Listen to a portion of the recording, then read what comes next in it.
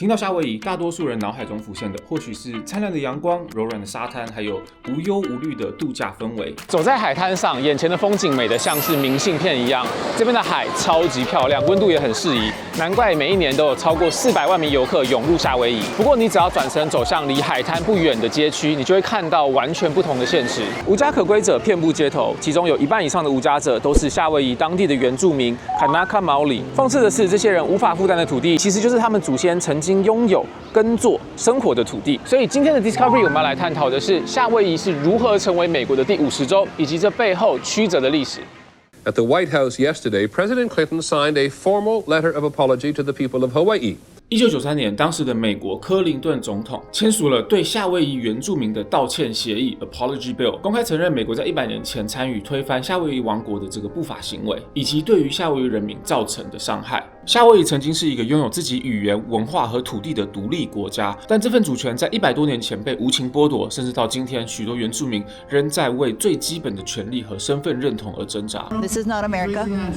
No matter what people think, this is still Hawaii. 夏威夷当时是由利尤卡拉尼女王领导，拥有自己的主权和制度，但这一切的改变始于19世纪中来自美国的传教士。那要追溯这一切的起点跟终点，我们要回溯到夏威夷王国的心脏 Iolani Palace。在夏威夷语里面 ，Io 代表老鹰 ，Lani 则是神圣的，所以这个神圣的老鹰不仅是王权的象征，更是这场悲剧的直接见证者。走访这个皇宫，我们能够看到美国殖民夏威夷的完整历史。不过在我们去到皇宫之前，要先来感谢这次 Discovery 的赞助厂商 Surfshark VPN。Surfshark VPN 是一款虚拟私人的网络服务，可以加密你的网络 IP 之后跳转到其他国家的伺服器。简单来说，只要有 Surfshark VPN， 你就能够从全世界的任何地方上网，也可以解锁像是 Netflix、YouTube 这种有锁定地区限定的内容。一键跳转就像是瞬间搭飞机出国一样。而且你知道吗？在家上网买东西的时候，有些网站会根据你所在的地区消费的习惯，偷偷显示不一样的价格给你。明明是在同一个网站、同一个商品，看到的价格却可能完全不一样。但是只要使用 Surfshark VPN 跳转 IP， 就可以找到最便宜的价格下单，避免这种地区的价格歧视。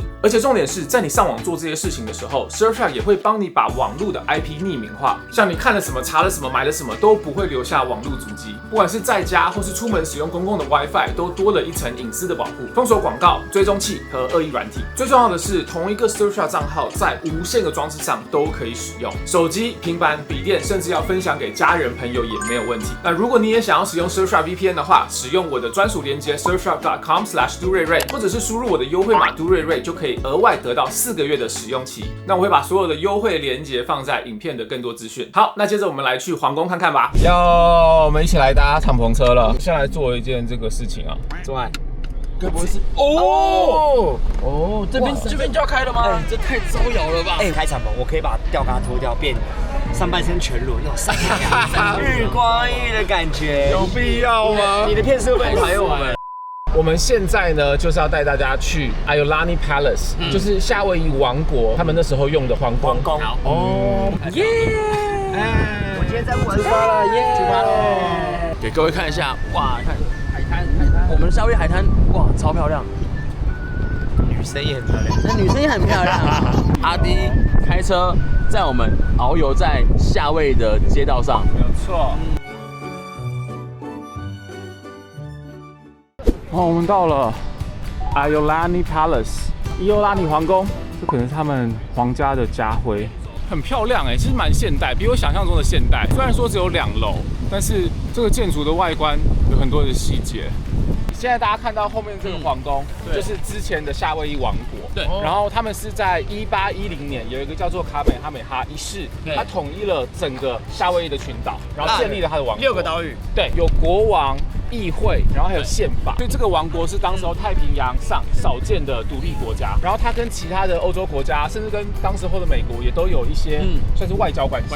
史迪奇里面是不是就有蛮多原住民？对，史迪奇里面就是在讲夏威夷。夏威夷人。所以你现在拍到那个就是当时夏威夷的国旗。对，可是他们也很猛他们就是跟那个美洲融合了嘛。对，现在算归顺吗？算是了，其实算是一种一种和平的。不算和平。好，他们当初也是有打的哦。没有打，这个还蛮有趣的，但是要先从一个条款开始说起，叫做刺刀宪法。那我们听刺刀宪法这个名字，应该就猜得出来，它是在国王被威迫的情形下签下来的，就 literally 是刺刀指着你，逼你签名。那它的作用是直接削弱了夏威夷人民的权利，然后实质上把国家的主权让渡给境外势力。首先，它大幅提高了投票的财产门槛，让大多数夏威夷原住民一夜之间丧失投票权。与此同时，符合财产条件的外国人却被允许投票，甚至进入政府担任要职。这个造成国王的权力彻底被架空，内阁、议会全部都是白人精英控制。这个也为未来的大规模土地私有化打开了大门。所以后来很多原住民赖以为生的土地，就这样一块一块的被夺走，落入美国财团手里。我现在来到皇宫旁边的档案资料库，然后他们这边有刺刀宪法原始的原稿。这边很酷哦，你要填资料，你要成为一个资料研究员，然后这边的工作人员会按照你要求的资料从资料库里面调出来，然后把那个档案给你看。签下刺刀宪法后，夏威夷国王卡拉卡瓦被迫把实权交给了妹妹莉莉乌卡拉尼。他虽然名义上继位，但是实际权力已经被亲美商人与白人势力掌握。1887年到1893年之间，夏威夷王国进入动荡，土地被大量转让给外国财团，原住民的影响力逐渐消失。莉莉女王试图恢复王权，却遭到反对。1893年1月17号，美国出动了海军陆战队，以维持秩序、保护美国人民与财产为名，在市区重要的地点，包括美国使馆、法院、皇宫等地驻扎。最后，为了避免流血事件发生，他选择再次签下让渡声明，将夏威夷政权暂时交给美国，期盼美国有一天能够纠正这场不义之举。但是他的愿望终究是错付了。在5年之后的1898年，美国借由新地决议案正式的并吞夏威夷，让它成为了美国的领土。这就是卡美哈大王统一了夏威夷王国的那个人。你们听完了就是卡美哈，到后来的国王跟女王，夏威夷原住民的这段历史，你们有什么感想？其实跟我想象中完全不一样。我一直以为夏威夷是很和平的加入美国当起最后一州的，我以为他们都是很开心的。其实有一些原住民的抗争，不可能一个原本有政权的国家，你要说完全没有任何冲突，就这样让加入到另外一个国家，我觉得这个很困难。但是你知道吗？其实，在1959年夏威夷投票的时候，是压倒性的同意要加入美国的第50州，大家投票，然后94%的人就说好，那我们加入。